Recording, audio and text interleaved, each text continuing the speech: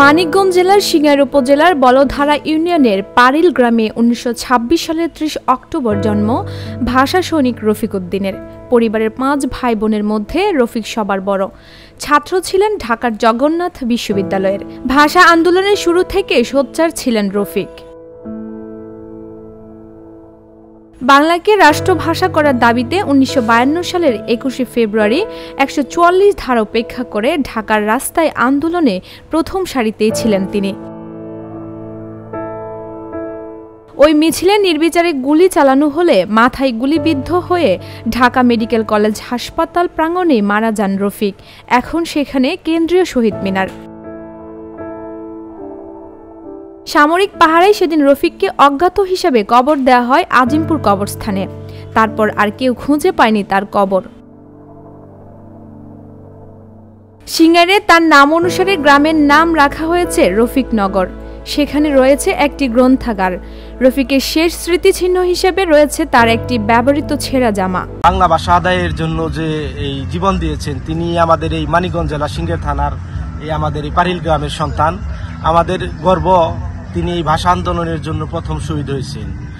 আমাদের এই শহীদ রফিকের নামে যে পাঠাগার হয়েছে, আমরা চাই এই শহীদ রফিকের নামে স্মৃতি অনুসারে আমাদের এই এলাকায় একটি বিশ্ববিদ্যালয় হোক, শহীদ রফিক স্মৃতি বিশ্ববিদ্যালয়। আমাদের এলাকায় আরো কিছু কিছু কাজ হয়েছে, যেমন শহীদ রফিকের সেতু আছে, আমাদের শহীদ রফিক রাস্তা আছে। এরকম আমরা চাই আরো অনেক, তারপরেও অনেক অবহেলিত আছে এই এলাকাটা শহীদ রফিকের এলাকা হিসাবে। আমরা চাই যে আরো কিছু উন্নয়নমূলক কাজ আমাদের এই শহীদ রফিকের নামে হোক। তার নামে একটা কলেজ হোক বা রাস্তাঘাটের উন্নয়ন হোক, শহীদ রফিকের নামে রাস্তাঘাট হোক, রাস্তাঘাটের অবস্থা খুব খারাপ আমাদের এলাকার, যোগাযোগের ব্যবস্থা খুব খারাপ। আসলে ভাষা শহীদ রফিক উদ্দিন আহমেদ, উনি ১৯৫২ ভাষা আন্দোলনের প্রথম শহীদ।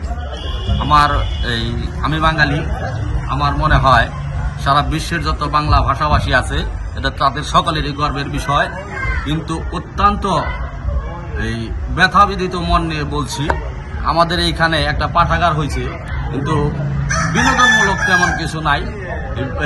একটা শিশু পার্ক যদি হইতো আমার মনে হয় সুন্দর হইতো, অথবা একটা কলেজ অথবা বিশ্ববিদ্যালয় যদি এখানে হইতো ভাষা শহীদ রফিকের নামে।